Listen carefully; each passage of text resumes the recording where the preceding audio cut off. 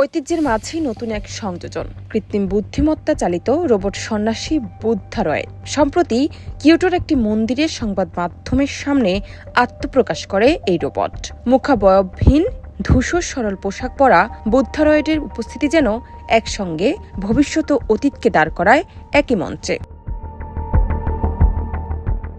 বুদ্ধারয়েড তৈরি হয়েছে কিয়োটো ইউনিভার্সিটির সহযোগিতায় প্রযুক্তি প্রতিষ্ঠান টেরাভার্স ইনক এবং এক্সনোভা ইনক এর যৌথ উদ্যোগে। নির্মাতাদের ভাষ্য, এটি কেবল একটি কথা বলার যন্ত্র নয়, বরং এমন এক সিস্টেম যা মানুষের কথা শুনে বিশ্লেষণ করে এবং বৌদ্ধ ধর্মের আলোকে পরামর্শ দেওয়ার চেষ্টা করে।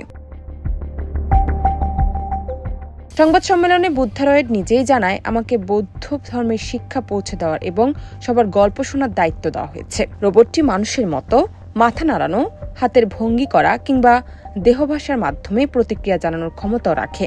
ফলে কথোপকথনে এক ধরনের মানবিক উপস্থিতির অনুভূতি তৈরি হয়। জাপান প্রযুক্তিতে অগ্রসর একটি দেশ, আবার একই সঙ্গে ঐতিহ্যবাহী ধর্মীয় সংস্কৃতিতেও সমৃদ্ধ। নির্মাতাদের মতে, আধুনিক প্রজন্ম ক্রমেই ডিজিটাল জগতে অভ্যস্ত হয়ে উঠেছে।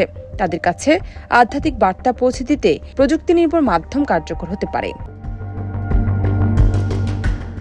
বিশেষজ্ঞরা বলেছেন, একাকিত্ব, মানসিক চাপ ও সামাজিক বিচ্ছিন্নতার এই সময়ে এমন একটি ইন্টারেক্টিভ রোবট অনেকের জন্য মানসিক সহায়তার উৎস হতে পারে। তবে প্রশ্ন উঠছে, সহমর্মিতা, করুণা ও আধ্যাত্মিক অনুভব কি সত্যি কৃত্রিম বুদ্ধিমত্তা দিয়ে সম্ভব? একজন মানব সন্ন্যাসীর অভিজ্ঞতা, অনুভূতি ও আত্মিক অনুশীলনের জায়গা কি একটি অ্যালগোরিদম নিতে পারে?